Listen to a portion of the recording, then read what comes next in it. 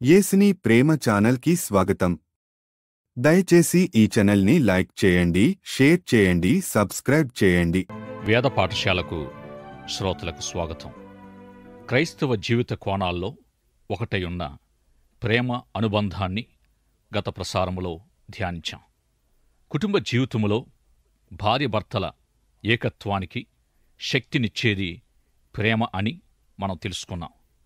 కుటుంబ ఏకత్వాన్ని నిలువబెట్టేది సంభాషణ లేక సహవాసం. కుటుంబ ఏకత్వాన్ని రుజువుపరిచేది ఉభయుల మధ్య గల అనుకూల స్థితి. కుటుంబ ఏకత్వాన్ని బలపరిచేది, శక్తినిచ్చేది ప్రేమ. క్రైస్తవ వివాహ జీవితానికి శక్తి ప్రేమ. ఇట్టి ప్రేమకు మనం ఇవ్వగల నిర్వచనం ఎట్టిదై ఉండాలి అనే విషయాన్ని గురించి గత ప్రసారములో కొన్ని సత్యాలు మనం విన్నాం. ప్రేమను నిర్వచించడం అనేది ఎంతో కష్టతరమైనది. కొరింథీ మొదటి పత్రిక 13వ అధ్యాయములో కొంత తేటైన వివరణ ప్రేమను గూర్చి మనకివ్వబడింది. ప్రేమ యొక్క 15 యోగ్యతలు కొరింథీ మొదటి పత్రిక 15వ అధ్యాయములో మనం చూడవచ్చు. తండ్రి అయిన దేవుడు, కుమారుడైన ప్రభు, దేవుని ఆత్మ అయిన పరిశుద్ధాత్మ ప్రేమను నీవు కలిగి ఉన్నట్లయితే నీ ప్రేమ క్రియాపూర్వకమైనదై ఉంటుంది.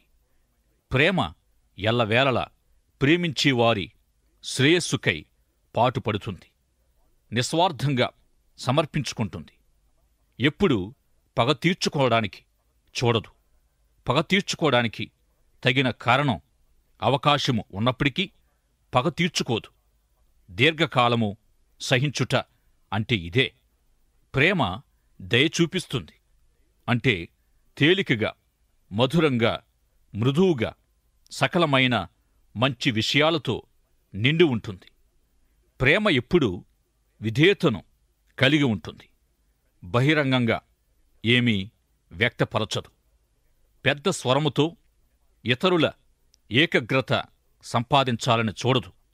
లోలోపల స్వయాన్ని ఎదుర్కోదు.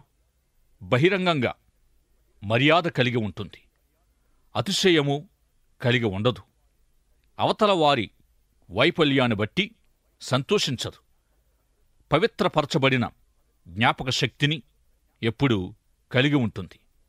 మీ పిల్లలు ఆయా విషయాల్లో వైఫల్యము చెందినప్పటికీ అట్టి వైఫల్యాలను బట్టి వారిపై పగ తీర్చుకోరు కదా. ఇదే ప్రేమ విధానము కూడా. ఈ విధంగా ఎదుటి వారిలో దేవుని వాక్య సత్యం వర్ధిల్లినప్పుడు ప్రేమ సంతోషిస్తుంది, అన్నిటినీ భరిస్తుంది. ఈ విధంగా క్రీస్తు ప్రేమ ఎప్పుడూ వైఫల్యం చెందదు. ప్రేమించే వారిపై ఎట్టి ప్రభావము చూపకుండా ఉండదు. బాహ్యంగా ప్రేమ ఎదుటివారిలో దేనినైతే ఆశిస్తుందో అట్టిది నెరవేర్చబడే వరకు విశ్వాసముతో ఎదురు చూస్తూ ఉంటుంది. అన్నిటినీ ఓర్చును, అన్నిటినీ నిరీక్షించును. దైవ ప్రేమ శక్తిహీనమైనది కాదు, వైఫల్యము చెందేదీ కాదు. కొరింథీ మొదటి పత్రిక 13వ అధ్యాయములోని 15 ప్రేమ యోగ్యతల వివరణకు పరిశుద్ధాత్మ దేవుడు పౌలు యొక్క జ్ఞాన వివేచనలను వాడుకున్నాడు. ఈ ప్రేమ యోగ్యతలను మనము అధ్యయనం చేసినట్టయితే దేవుని ప్రేమ అంటే ఎట్టిదో మనం తెలుసుకోగలం. ప్రేమ ఎవరు మార్చలేనిది, దేనికి సాటి కానిది అయ్యుంది. వర్ణించరానిది, మానవాతీతమైనది. ఇది దేవుని ప్రేమ. క్రీస్తు ప్రేమలను గూర్చిన వివరణ మాత్రమే అయ్యుంది. ఈ భాగము మీ పిల్లలను, మీ భార్యలను, మీ భర్తలను ఈ విధంగా ప్రేమించండి, ఆ విధంగా ప్రేమించండి అని ఏమి చెప్పడం లేదుగాని దేవుని ప్రేమను గూర్చి మాత్రమే వర్ణిస్తుంది. దేవుడు మనల్ని ఈ విధంగా ప్రేమించాడు గాని మనము దేవుణ్ణి లేక మనుషుల్ని ఈ విధంగా ప్రేమించలేదు. కాని దేవుని ప్రేమకు సాధనాలుగా ఉన్నాం. ఏ విధంగానంటే దేవుడు మన ద్వారా ఈ లోకములో ప్రత్యక్షపరచబడుచూ ఉన్న రీతిగా దేవుని ప్రేమ మన ద్వారా ప్రత్యక్షపరచబడవలసి ఉంది. ప్రేమ అనేది రెండు విధాలుగా ఉంది. మొదటిది, ఇది ఎంతో మర్యాదపూర్వకమైనది. రెండవది విపరీతమైనది. ఈ రెండు అర్థాల్ని కొంత ఆలోచన చేద్దాం. పౌలు తనపై పడిన నేరారోపణను వ్యతిరేకించి తనను తాను సమర్థించుకొనడం కొరింథీ 2వ పత్రిక 5వ అధ్యాయములో మనం చూస్తాం. యేసు ప్రభు కూడా ఇదే విధంగా విమర్శలు ఎదుర్కొన్నాడు. ప్రభు మరియు పౌలు వీరిరువురు విపరీతమైన వారని విమర్శించబడ్డారు. అట్టి స్థితిలో ఈ ఇరువురు తమ్మును తాము సమర్థించుకున్నారు.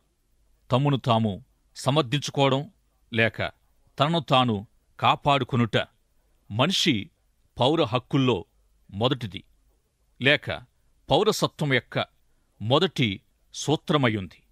స్వార్థము లేక స్వయము అనేది మనిషి స్వభావములో కేంద్రస్థానములో ఉంది.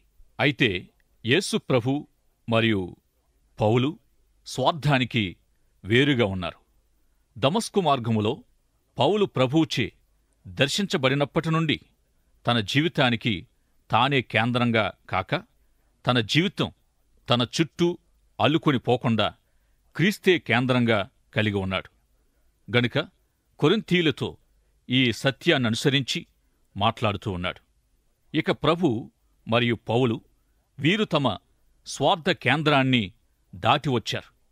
ఈ విధంగా ప్రభు పౌలుల ప్రకారంగా ప్రతి విశ్వాసి, నూతన జన్మ అనుభవం కలిగిన ప్రతి క్రీస్తు అనుచరుడు మనం ధ్యానిస్తూ ఉన్న ప్రేమ యోగ్యతలపై ఆధారపడిన దేవుని బిడ్డలు తమ స్వార్థ కేంద్రాన్ని దాటి రావాలి. ప్రేమ యోగ్యతలు స్వార్థం కొరకు ఆశించడం లేదు. మన కొరకు కాక మన భాగస్వామి కొరకు ప్రేమ యోగ్యతలు మాట్లాడుతున్నాయి. వైవాహిక జీవితాల్లో పెద్ద సమస్యగా పరిణమించే స్వార్థం అనే సమస్యకు వైవాహిక బంధానికి శక్తినిచ్చేది క్రొత్త నిబంధనలో వివరించబడుతున్న ప్రేమ గొప్ప పరిష్కారమయ్యుంది. ఈ ప్రేమ స్వయాన్ని కాక ఇతరులనే కేంద్రంగా కలిగి ఉంది. దేవుని కృపను బట్టి మనలో ఇట్టి ప్రేమ కార్యాన్ని జరిగించగల క్రైస్తవ వివాహాన్ని గూర్చి మీతో పంచుకోవడం దేవుని వాక్య బోధన ద్వారా మాత్రమే సాధ్యమయ్యుంది. కొరింథీ మొదటి పత్రిక 13వ అధ్యాయములో దైవ ప్రేమ యొక్క అంతర్భాగం లేక లోపలి దృశ్యం చూపించబడింది. ఈ భాగాన్ని మనం సరైన విధంగా అర్థం చేసుకున్నట్టయితే మన క్రైస్తవ వివాహాలు శక్తివంతం కాగలవు. ఇతరుల కేంద్రంగానైనా ప్రేమ క్రియ చేస్తుంది. స్వయమే కేంద్రంగా గల ప్రేమ బిగిసిపోతుంది. స్వార్థ ప్రేమకు క్రియాశీలత ఉండదు. ఇక దైవ ప్రేమ షరతులు లేనిది, నాశనము కానిది. ఇది అన్నిటినీ సహిస్తుంది. ఇది ఎట్టి ప్రతిఫలాన్ని అపేక్షించదు లేక కోరదు. నువ్వు నన్ను ప్రేమిస్తే నేను నిన్ను ప్రేమిస్తాను అని అనడం ఏమాత్రమైన దయ అనిపించుకుంటుందా? లేదే. సుంకరులు, పాపులు కూడా అలా చేయగలరని ప్రభువారు చెప్పారు. నీ శత్రువు నిన్ను ఎడమ చెంపపై కొడితే నీ కుడివైపు నుండి దేవుడు నిన్ను దీవించునుగాక అని చెప్పాలి. దేవుని ప్రేమ నుండియే ఇట్టి కృపను అభ్యసించగలం. దేవుని ప్రేమ షరతులు లేనిది. ఇతరులచే తిరిగి ప్రేమించబడడానికే మనము ఇతరులను ప్రేమించే ప్రేమ అది క్రైస్తవ ప్రేమ కానే కాదు. ఇక కుటుంబాల్లో తండ్రులు బిడ్డల ఎడల చూపే ప్రేమ షరతులతో కూడి ఉన్నప్పుడు అది దైవ ప్రేమ కాదు. అంటే ఎల్లవేళలా లోపం లేకుండా ప్రవర్తించి చదివి ప్రయోజకులై పరిపూర్ణులయ్యుంటే తప్ప తల్లిదండ్రులు పిల్లల్ని ప్రేమించరు. ఆ విధంగా ఏ బిడ్డలు మాత్రం తమ తల్లిదండ్రుల్ని సంతృప్తిపరచగలరు? అదేవిధంగా భార్య ప్రతి విధమైన అతని అవసరతలు తీరిస్తేనే గాని భర్త సంతృప్తి చెంది భార్యను ప్రేమించనట్టయితే అట్టి భార్యకు భద్రత ఎక్కడుంది? అలాగే పురుషుడు బాగా సంపాదించి అన్ని విధాల ప్రయోజకుడిగా ఉంటేనే గాని ప్రేమ పొందలేనివాడైతే అతనికి గౌరవస్థానం ఏది? కుటుంబాల్లో దైవప్రేమ నెలకొని ఒకరినొకరు క్రీస్తు ప్రేమలో ప్రేమించుకున్నప్పుడే ఆ ప్రేమను ఎవరూ నాశనం చేయజాలరు. దైవ ప్రేమ అదుపు చేయబడినదై ఉత్ప్రేరణనిచ్చేదై ఉంది. నీ కుటుంబ సమస్యలు లేక నీ భాగస్వామి ఎట్టివారైనా ప్రభు అస్థిరుడైన పేతురును కేపాయని పిలిచినట్లు నీ ప్రియులను నీవు మంచి దృష్టితో చూడాలి. పారలౌకిక విలువలు కలిగి ఉన్న దైవ ప్రేమను వివరించే కొరింథీ మొదటి పత్రిక 13వ అధ్యాయము చివరిలో పౌలు దేవుని ప్రేమ యొక్క శాశ్వత తత్వాన్ని తెలియజేస్తూ, ఇది శాశ్వతమైనది గనుక ఆజ్ఞపూర్వకంగా ఇవ్వబడిందని, ఇట్టి ప్రేమను ఆత్మ సంబంధంగా అభ్యసిస్తే తప్ప మరెట్టి అభ్యాసానికి సాధ్యం కాదని తెలియజేస్తున్నాడు.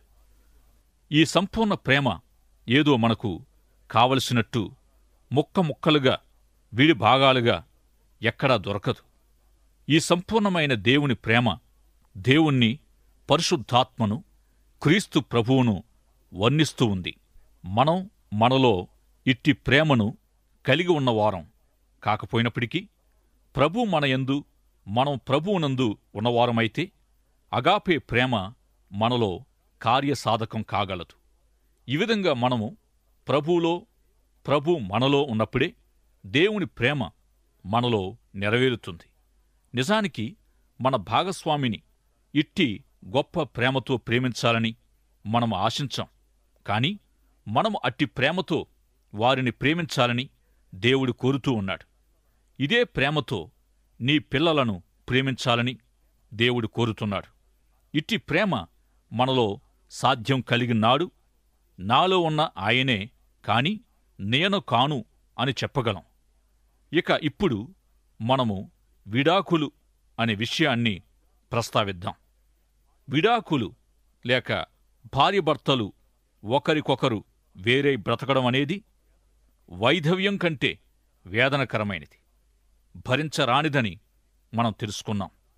ఇట్టి జీవితం జీవిస్తున్న వారిని గమనించి సంఘమే వారిని హెచ్చరించాలి. దేవుడు జతపరిచిన వారిని మనుషుడు వేరుపరచకూడదని చెప్పబడిన వాక్య ప్రకారంగా ఈ వివాహ బంధం శాశ్వతమైనదిగా దేవునిచే ఉద్దేశించబడింది. ఇది అధికారపూర్వకమైన దేవుని చిత్తం. ముఖ్యంగా క్రైస్తవులైన ఇద్దరు వ్యక్తుల మధ్యనైన వివాహ బంధం శాశ్వతమైనదనడానికి మరొక కారణం ఏమిటంటే, 3 భాగాలుగా విభజించబడిన మన జీవితం మొదటి దశలో తల్లిదండ్రుల కింద ఉంటుంది. 2వ దశలో గృహస్థులుగా పిల్లల్ని పెంచి పెద్ద చేస్తూ ఉండడం. 3వ దశలో గూడు ఖాళీ అయినట్టి పరిస్థితుల్లో ఉండడం. మొదటి దశ సరి అయినది కానట్టయితే 2వ దశ అసమర్థతలోనే నడుస్తుంది. ఈ విధంగా 3వ దశ మరీ హీనదశకు చేరుకుంటుంది.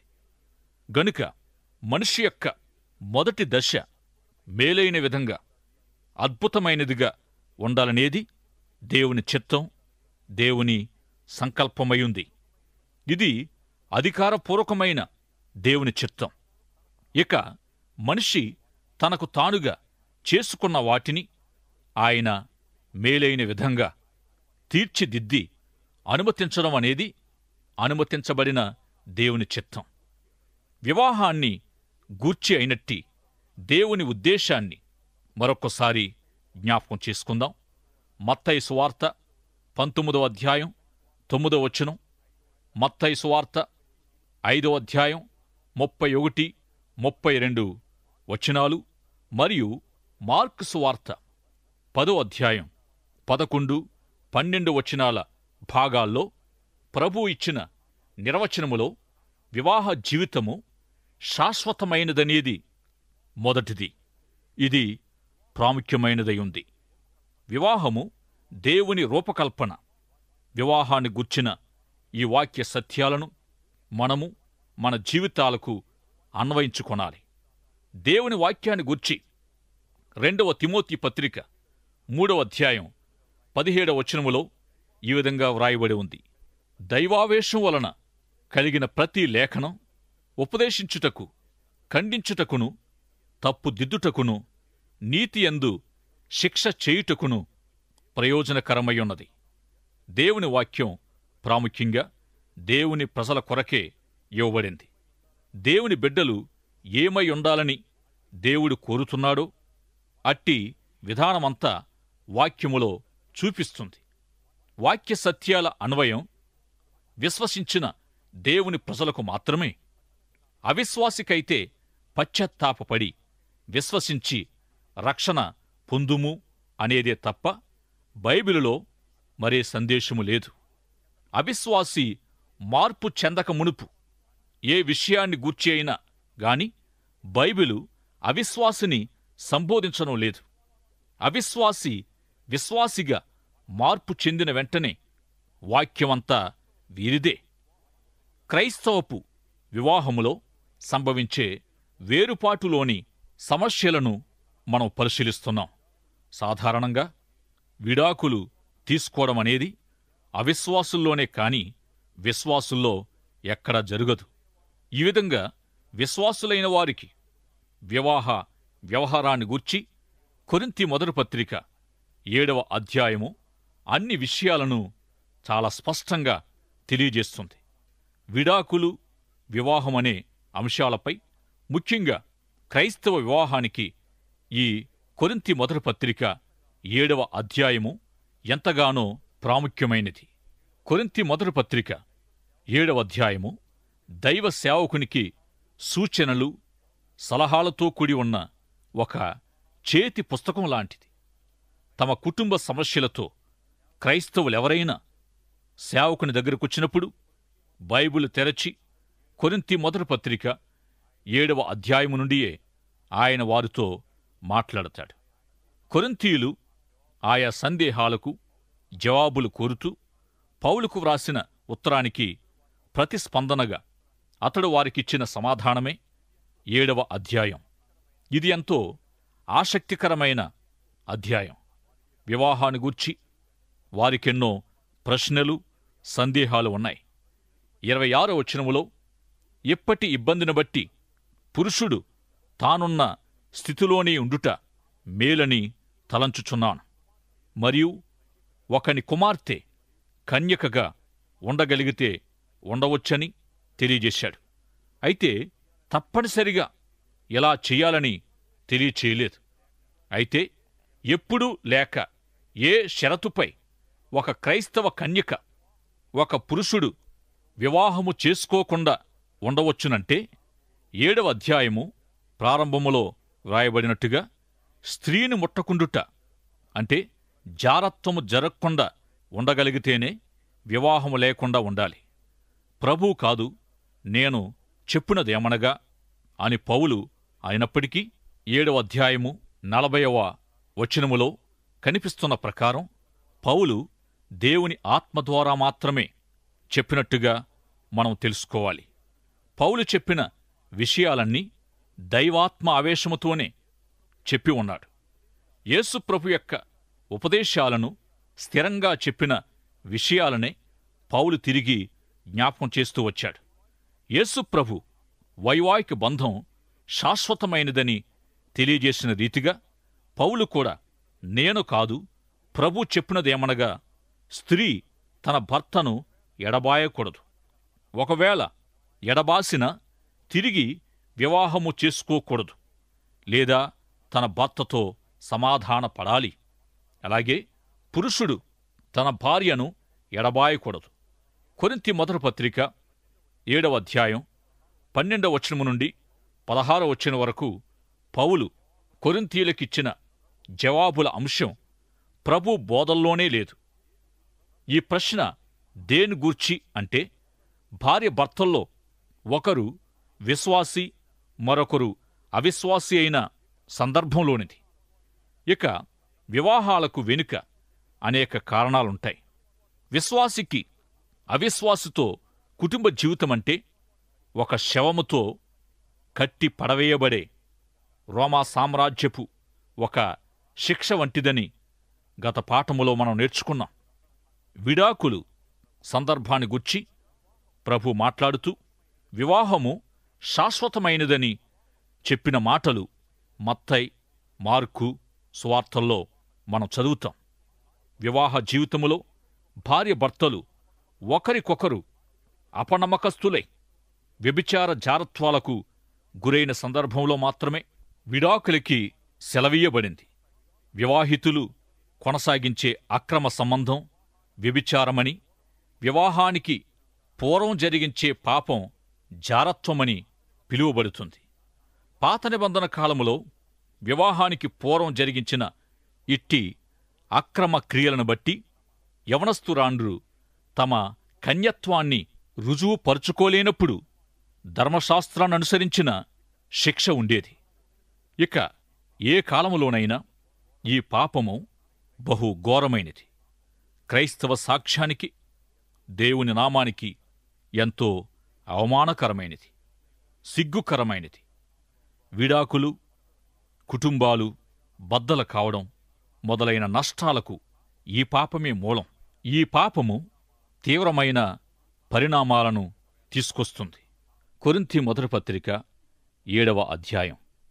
ఈ కొరింథీ మొదటి పత్రిక 7వ అధ్యాయము 12వ వచనము నుండి 16వ వచనం వరకు పరిశీలిద్దాం. ప్రభువు కాదు, నేనే తక్కిన వారితో చెప్పునదేమనగా, ఏ సహోదరునికైనను అవిశ్వాసురాలైన భార్యయుండి ఆమె అతనితో కాపురము చేయ నిష్టపడిన ఎడల అతడు ఆమెను పరిత్యజింపకూడదు. మరియు ఏ స్త్రీకైనను అవిశ్వాసి అయిన భర్తయుండి ఆమెతో కాపురము చేయ ఇష్టపడిన ఎడల ఆమె అతని పరిత్యజింపకూడదు. అవిశ్వాసి అయిన భర్త భార్యను బట్టి పరిశుద్ధపరచబడెను. లేని ఎడల మీ పిల్లలు అపవిత్రులయుందురు. ఇప్పుడైతే వారు పవిత్రులు. అయితే అవిశ్వాసైన వాడు ఎడబాసిన ఎడబాయవచ్చును. అట్టి సందర్భాలలో సహోదరునికైనను సహోదరికైనను నిర్బంధం లేదు. సమాధానముగా ఉండుటకు దేవుడు మనలను పిలిచి ఉన్నాడు. ఓ స్త్రీ, నీ భర్తను రక్షించదవో లేదో నీకేమి తెలియను? ఓ పురుషుడా, నీ భార్యను రక్షించదవో లేదో నీకేమి తెలియను? ఈ వాక్య భాగము వీలైనన్ని విధానాల్లో వివరించబడింది. ఒక విశ్వాసి, అవిశ్వాసి వైవాహిక జీవితములో భార్య భర్తలై ఉన్నప్పుడు అవిశ్వాసి విశ్వాసు వైపు చూచి, నా భాగస్వామిగా ఉండవలసినది నీవు కాదు గనుక ఈ బంధము నుండి లేక నీ భాగస్వామ్యములో నుండి బయటపడగోరుతున్నానని అతడు లేక ఆమె అన్నారనుకోండి. అట్టివారికి దేవుని వాక్యము స్వేచ్ఛనిచ్చింది. అయితే ఈ విధంగా చేయడానికి విశ్వాసికి స్వేచ్ఛ లేదు. మొదటి అవకాశం అవిశ్వాసికే. ఇందుకు భిన్నంగా నీవు నాకు సరియైన జోడి కాకపోయినప్పటికీ నేను నిన్ను ప్రేమిస్తున్నాను గనుక నీతోనే ఉంటాను అని అవిశ్వాసి అన్నట్టయితే అట్టి స్థితిలో కూడా అవిశ్వాసి నిర్ణయమే జరగాలి. వేరుగా ఉండగోరడం లేక కలిసి జీవించగోరడం మొదలైన విషయాలు కొరింథీ మొదటి పత్రిక 7వ అధ్యాయములో ఎంతో వివరంగా ఉన్నాయి. అవిశ్వాసి ఎడబాసిన ఎడబాయవచ్చును. ఈ విషయములో అవిశ్వాసికి ఎలాంటి నియమం లేదు. అవిశ్వాసి తన విశ్వాస భాగస్వామిని విడిచిపెట్టినట్లయితే విశ్వాసి అయిన ఈ సహోదరికి గాని సహోదరునికి గాని ఎలాంటి నిర్బంధం లేదు. ఇక కొరింథీ మొదటి పత్రిక 7వ అధ్యాయములో ఉదహరించబడిన ఆయా అంశాలు కొరింథీయుల వైవాహిక కుటుంబ స్థితిగతుల ఆధారంగా బోధించబడ్డాయి. ఇక వారి నైతిక ప్రమాణాలు చెప్పడానికి వీల్లేనంతగా దిగజారిపోయాయి. ఇట్టి అపవిత్రమైన అవినీతికరమైన సంబంధ బాంధవ్యాల కొరకు వారెంతో ఆశ కలిగి ఉండేవారు. ఒకటి కంటే ఎక్కువ వివాహాలు చేసుకున్నవారు దేవుని ఎదుట తమ కుటుంబ స్థితి ఏ విధంగా ఉండగలదు అనే సమస్యకు కొరింథీ మొదటి పత్రిక 7వ అధ్యాయం 23, 24 వచనాల నుండి పౌలు తెలియజేశాడు. 17వ వచనములో ప్రభు ప్రతివానికి ఏ స్థితి నియమించెనో, దేవుడు ప్రతివానిని ఏ స్థితియందు పిలిచెనో ఆ స్థితి అందే నడుచుకొనాలని సంఘాలన్నిటికీ నియమిస్తూ తెలియజేశాడు. 20వ వచనములో ప్రతివాడు ఏ స్థితిలో పిలువబడెనో ఆ స్థితిలోనే ఉండవలెనని, 24వ వచనములో ప్రతి మనుష్యుడును ఏ స్థితిలో పిలువబడునో ఆ స్థితిలోనే దేవునితో సహవాసము కలిగి ఉండాలని తెలియజేశాడు.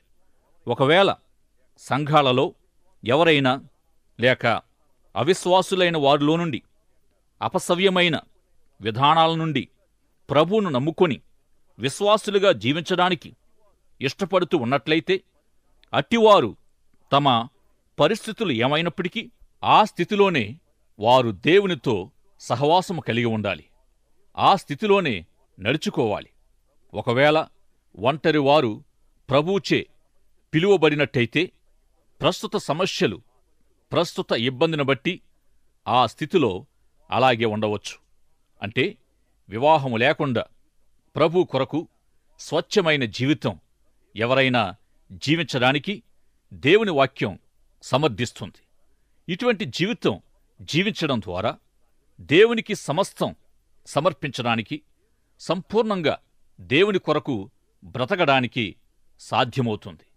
అయితే వివాహము లేకుండా ఒంటరిగా జీవించడానికి దేవుని వాక్యం అంగీకరిస్తుంది. కాని విడాకులను దేవుని వాక్యం ఎన్నడూ సమర్థించడం లేదు. విడాకులు తీసుకోవడం పాపం. అయితే ఇట్టి ఆజ్ఞలన్నిటినీ మనకిస్తూ ఉన్న ధర్మశాస్త్ర చట్టం దేవుని హృదయములో నుండి మనిషి శ్రేయస్సు, క్షేమకరమైన జీవితాల నిమిత్తమై పుట్టింది. నరుడు ఒంటరిగా నుండుట మంచిది కాదని దేవుడు మనిషికి వివాహాన్ని, కుటుంబ జీవితాన్ని ఉద్దేశించిన నాటి నుండి స్త్రీ పురుషుల సక్రమ జీవితం కొరకే ధర్మశాస్త్ర ఆజ్ఞలన్నీ ఇవ్వబడ్డాయి. దేవుడు మనిషిని ప్రేమించిన ప్రకారంగా ప్రతి మనిషి సంతోషకరమైన గృహస్థ జీవితం జీవించాలని దేవుడు ఆశించాడు. ఇక మనిషి శ్రేయస్సు, సుఖ జీవనం కొరకు ఉద్దేశించబడిన ధర్మశాస్త్రాన్ని అక్షరార్థంగా కాక ఆత్మానుసారంగా నెరవేర్చాలని దేవుడు నియమించాడు. పరిసయ్యులు అక్షరార్థంగా జరిగించేవారు. ప్రభు ఆత్మానుసారంగా నెరవేర్చారు. ప్రభువుకు వారికి మధ్యనున్న తేడా ఏమిటంటే, తాను బోధించకముందే అమలు జరిపి చూపించారు ప్రభు. వారైతే తమ మట్టుకు తాము నెరవేర్చక ఇతరులపై మోపారు. దేవుని ఆజ్ఞలు, దేవుని వాక్య విషయములో అసలైన ఉద్దేశాన్ని మనము ఎన్నడూ మర్చిపోకూడదు. వివాహము, కుటుంబ జీవిత అంశాలపై ఆత్మీయ దృష్టిని మనము కోల్పోకూడదు. ఒంటరి వారు గృహస్థులుగా చేయబడుట, ఏకాంగులు సంసారులు కావాలనేది దేవుని ఉద్దేశం. ఇక ధర్మశాస్త్రం యొక్క ఆత్మ దేవుని యొక్క ప్రేమయే అని మనం నమ్మవచ్చు. ఈ విధంగా వివాహము, కుటుంబం యొక్క ప్రయోజనము లేక వీటి ఉద్దేశము తెలుసుకున్నప్పుడు మనకు వీటి విషయములో ఎటువంటి అపరాధ భావన ఉండదు. ఇద్దరు విశ్వాసుల వివాహ సంబంధం శాశ్వతమైనది. ఈ వివాహ జీవితము యొక్క శాశ్వతత్వాన్ని మనము మన జీవితపు 3వ దశలో, అనగా వృద్ధాప్య దశ కూడా అనుభవిస్తాం. వాక్యములో చెప్పబడిన రీతిగా నేళ్లపై వేయబడి అభివృద్ధి చెందిన నీ ఆహారము లేక విత్తనము రీతిగా నీ కుటుంబ సభ్యుల సంఖ్య 2 3 ఇంకా ముందుకు వృద్ధి చెందుతుంది. ఈ విధంగా మీ బిడ్డలకు అనేక విధాలుగా, వారి సంతానానికి కూడా మీరెంతగానో ప్రయోజనకరమై ప్రాముఖ్యమై ఉంటారు. కీర్తనల గ్రంథంలోని ధన్యుని ఆశీర్వాదాల్లో ముఖ్యమైనది పిల్లల పిల్లలు లేక పిల్ల పిల్ల తరములు అనే మాట. ఇట్టి స్థితి ఎంతో ధన్యకరమైనది. నిజానికి ఇన్ని దశల వారీగా జీవించవలసిన ఈ కుటుంబ జీవితం చాలా కష్టతరమైనదని మనము అనవచ్చు. ఇది సులభమని ఎక్కడా చెప్పబడలేదు. అనేకులు ఇట్టి జీవితాన్ని జీవించలేక విడాకులతో ముగించారు. మిగిలిన వారు తీవ్రంగా కలహిస్తున్నారు. ఇద్దరు విభిన్న వ్యక్తులు కలిసి సంసారం చేయడం ఆయా విధాలుగా కష్టమే. అయినప్పటికీ దేవుడు ఈ కుటుంబ జీవితాన్ని గొప్ప ఆశీర్వాదంగా ఇచ్చాడు. ఇరువురు తమ్మును తాము త్యాగం చేసుకుని బ్రతకవలసి ఉంది. తమ కుటుంబ జీవితం శాశ్వతమైందని ప్రభు తన బిడ్డలైన క్రైస్తవులకు సెలవిచ్చారు. ప్రియ సోదరి, సహోదరుడా, మీరు జీవిస్తున్న వైవాహిక జీవితాలు, కుటుంబ జీవితాలు దేవుని చిత్త ప్రకారము ముందుగానే నిర్ణయించబడ్డాయి. దానికి రూపకల్పన చేసినవాడు దేవుడే. గనుక భార్యభర్తలైన మీరు మిమ్మును మీరు తగ్గించుకుంటూ, ప్రేమించుకుంటూ, ప్రోత్సహించుకుంటూ, గౌరవించుకుంటూ గొప్ప త్యాగముతో ప్రభు మహిమార్థం జీవించడానికి తీర్మానించుకోవలసిందిగా ప్రేమతో మనవి చేస్తున్నాను. ప్రార్థన చేసుకుందాం. ప్రార్థనలో ఏకీభవించండి. ప్రేమ కలిగిన, కృపా కనికరములు కలిగిన మా పరమతండ్రి, ఇంతవరకు మీ పరిశుద్ధాత్మ ద్వారా మాతో మాట్లాడినందుకు వందనాలు చెల్లిస్తున్నాం. మా శ్రోతల కుటుంబాలన్నిటినీ మీ చేతులకు అప్పగిస్తున్నాం. సంతోషకరమైన గృహస్థ జీవితాలు జీవించుటకు సహాయము చేయమని, ధన్యులుగా తీర్చబడి ప్రతి ఆత్మ సంబంధమైన ఆశీర్వాదమును పొందుటకు మీ కృపను అనుగ్రహించుమని, మా శ్రోతల్లో కొందరు విశ్వాసులు, అవిశ్వాసులైన భార్యభర్తల ద్వారా ఎన్నో ఇబ్బందులు పడుతూ ఉన్నారు. కొందరు విడువబడినవారుగా ఉన్నారు. మరికొందరు అవిశ్వాసులైన భర్తల ద్వారా, భార్యల ద్వారా వేధించబడుతూ ఉన్నారు. హింసించబడుచు నెమ్మది లేకుండా జీవిస్తున్నారు.